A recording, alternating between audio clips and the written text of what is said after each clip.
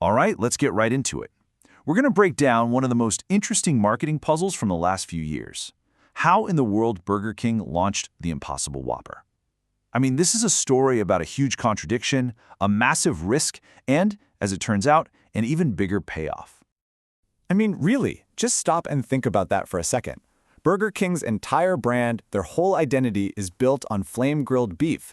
Their slogan is literally, "Home of the Whopper." So how do you possibly convince your loyal customers to buy a plant-based version of the most famous thing on your menu? It just sounds completely nuts. But here's the thing. Its success wasn't some fluke. It wasn't a lucky guess. It was a really, really smart, well-executed strategy. They basically took classic marketing rules and perfectly blended them with a deep, and I mean deep, understanding of what today's customers are thinking. So here's how we're going to unpack this whole thing. We'll start with the bet itself and the blueprint they used. Then we're going to deconstruct their strategy, take it apart piece by piece.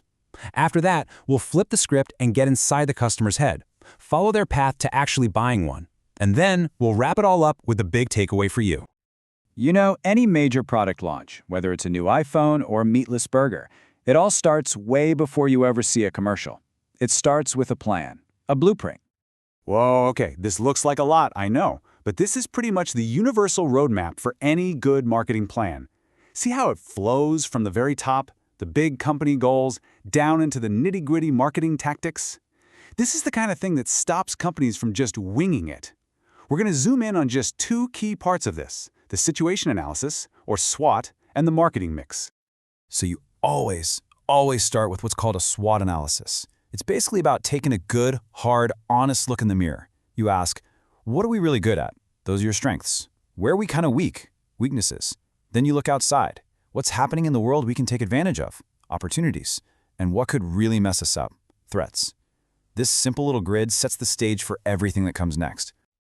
Okay, so once you know the lay of the land, you get to decide on your tactics. And this is where we get the famous marketing mix. You probably know it as the 4 Ps.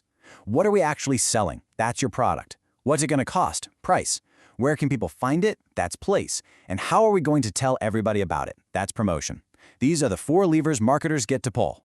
So this isn't just some boring textbook theory, right? Burger King used this exact playbook. So let's break down exactly how they use the 4 Ps for the Impossible Whopper. All right, check this out. This is their whole game plan on one slide. First, look at who they were targeting. Not just vegetarians. They went after young people and this group called Flexitarians, people who are just trying to eat a little less meat. Now look at the 4 Ps. The product wasn't just a veggie burger, it was designed to feel like a real Whopper. The price was a little higher, making it feel premium. Place, they put it everywhere, super easy to get. And the promotion was just brilliant. They filmed hardcore meat eaters being totally shocked by how good it was. See how it all just fits together perfectly? But here's where it gets really interesting. Because having a great plan on paper, that's only half the story. A perfect strategy is totally worthless if it doesn't connect with what's going on inside a real person's head, which, let's be honest, can be messy and complicated. This quote just nails it. You can have the best product, the best price, all of it. But if you don't get the psychology of your customer, what they need, what they're afraid of, how they make choices, your plan is going to fall flat. This is where marketing stops being just a science and starts becoming a bit of an art. So how do we actually decide to buy something? Well, it turns out that whether you're buying a house or a hamburger, our brains tend to follow a pretty predictable path, and it's called the consumer decision-making process. Okay, so this diagram might look a little academic, but trust me, it's basically a roadmap of your own brain when you're shopping. It shows the 5 key stages we all go through, from realizing we need something at the very top, all the way down to how we feel about it after we buy it. And see all that stuff on the left? That's all the cultural and social things influencing us every step of the way. This path is the secret to understanding why we buy what we buy. So here they are, the 5 big steps on that journey. You recognize a need, you look for info, you weigh your options, you buy the thing, and then you decide if you're happy with your choice. Burger King's strategy was built to influence every single one of these stages. Let's look at a couple of quick examples. It all starts with a little spark in your brain. Need recognition is that moment you realize, hey, I'm hungry, or I want to try something that's maybe a little better for me. It's the engine that kicks off this whole process. And this is where BK was just brilliant. They didn't have to create a new need out of thin air. They just tapped into needs that were already growing in our culture. People wanting to be healthier, people worried about the planet, people caring about animals. The Impossible Whopper wasn't just a burger, it was an answer to those feelings. Okay, so once you feel that need, you start looking for answers, right? But the info you find comes from two totally different buckets. On one side, you've got stuff the company controls, like their ads. On the other, you have everything else, what your friends say, what you see on social media. And which one do you trust more? Yeah, almost always the one the company doesn't control. So what does Burger King do? They create an ad that feels like it belongs in that second bucket. By showing the real, authentic, surprised faces of regular people, they built up curiosity. And, more importantly, it lowered the risk of trying it. The message was simple. Hey, even hardcore meat lovers like you are blown away by this. It was powerful information right when people were looking for it. Now let's fast forward to the very end of the journey, post-purchase behavior. This part is so important, but companies often forget about it. It's after you've spent the money and eaten the burger that you ask yourself, so, was that a good call? Did I make the right choice? This is where loyalty is made or broken.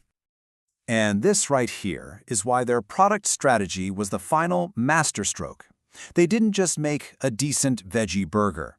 They made something where the actual experience lived up to the hype. By delivering on the promise that it tastes like a Whopper, they made sure people were satisfied. And that's what turns a curious first-timer into a repeat customer. So, when you put this all together, what's the big lesson we can pull from the Impossible Whopper's success? It really comes down to mastering two different but connected sides of marketing. It really boils down to this simple recipe. Success isn't just about having a great internal plan with your 4 Ps all lined up. And it's not just about understanding your customer. The real magic happens when you perfectly align the two, when your smart strategy connects directly with a real customer's journey. You know, when you really look at it, the Impossible Whopper story shows that great marketing isn't about hype or trying to trick people. When it's done right, it's about listening really carefully and then creatively solving a problem. It's about finding a genuine human need and then building a thoughtful solution that connects with people. And that kind of leaves us with one last thought. Every single thing you buy, from your morning coffee to the phone in your pocket, has a marketing story just like this one behind it. A story that's designed to meet you on your path to purchase. So the question is, what story are you buying into?